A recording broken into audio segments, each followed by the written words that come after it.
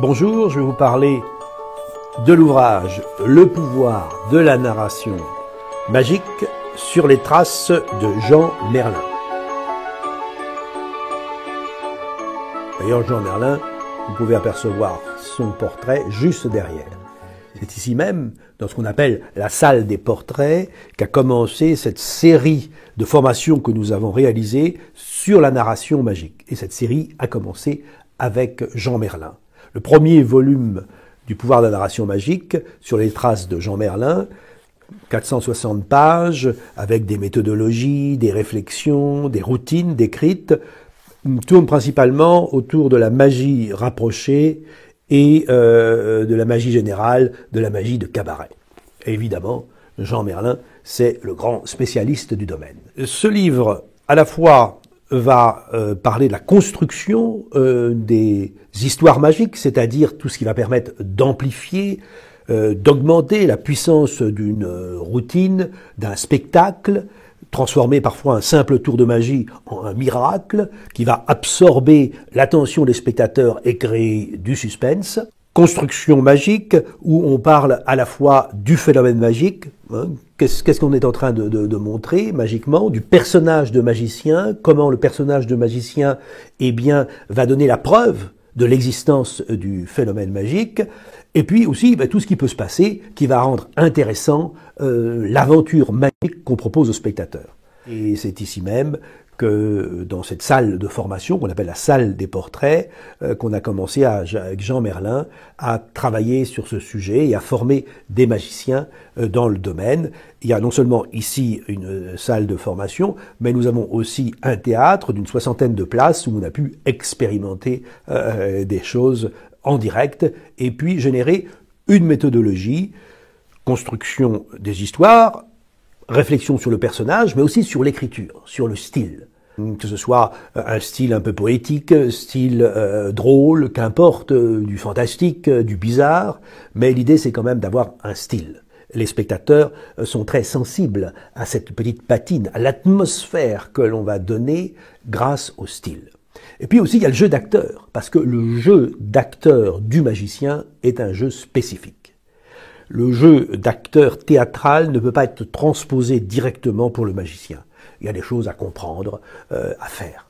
Et tout ça est illustré par un certain nombre de routines qui vont permettre de valider les méthodologies et puis de les illustrer. Il y a par exemple une routine qui concerne un petit flacon. Je vais le prendre avec précaution parce que c'est un flacon de nitroglycérine. Le spectateur signe le flacon, il va disparaître dans un sac avant d'être jeté en l'air et il se transformera en montre au cours de cette routine et ça va terminer avec un marteau. Évidemment, pour une routine explosive, il faut de l'explosif.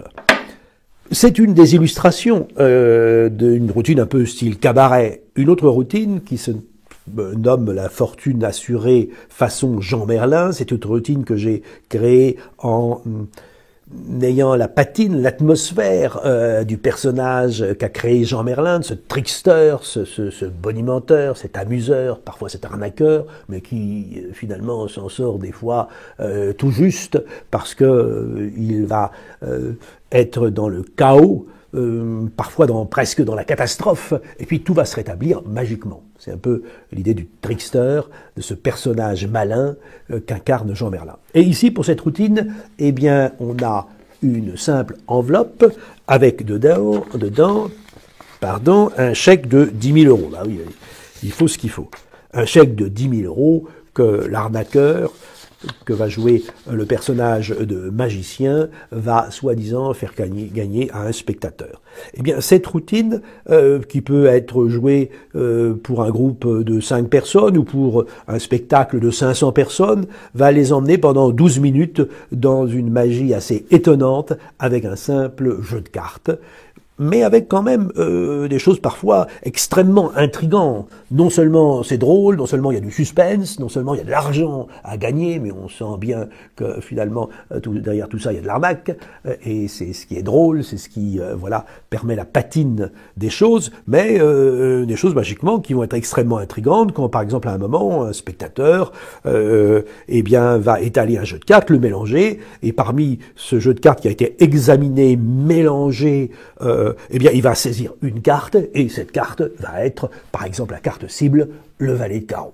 Voilà ces routines un peu de cabaret. Il y a 5 routines de style cabaret qui vont être décrites, notamment aussi l'apparition d'un verre de whisky, alors que le magicien est complètement fouillé, qu'on a fouillé tout le matériel, une simple feuille de papier est roulée, et à l'intérieur apparaît un verre de whisky. Et puis il y a des routines de close-up, comme cette petite routine que j'aime bien, avec un simple verre et à l'intérieur une petite bourse. Et dans la bourse, qu'est-ce qu'il y a? Il y a des pièces qui sont tordues. Hein. C'est des vieilles pièces de 20 centimes de francs à l'époque. Hein.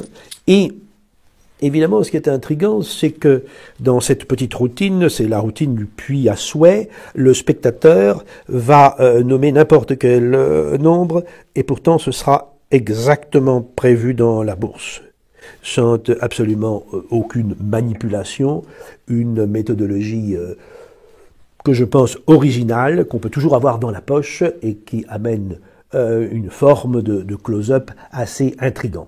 Eh bien, c'est un certain nombre de routines comme ça qu'on va décrire. Hein. Il y a, je crois, plus d'une dizaine de routines de close-up qui vont illustrer tout ça.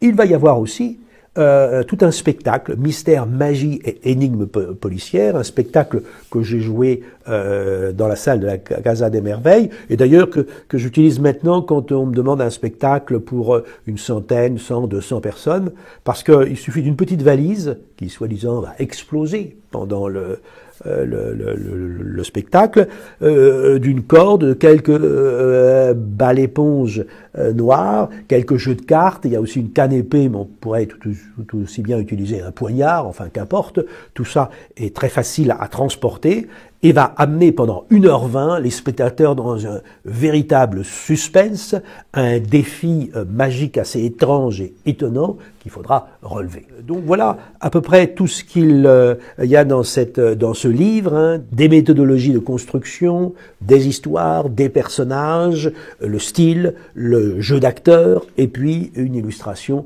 avec des routines, pour la plupart originales, pour, sur les traces de Jean Merlin, eh bien, nous amener les uns et les autres à proposer à nos spectateurs, plus qu'un tour de magie, plus qu'un spectacle magique, une véritable aventure immersive, fascinante, à suspense, drôle parfois, ou pas, mais à chaque fois une aventure qui va leur laisser une impression inoubliable.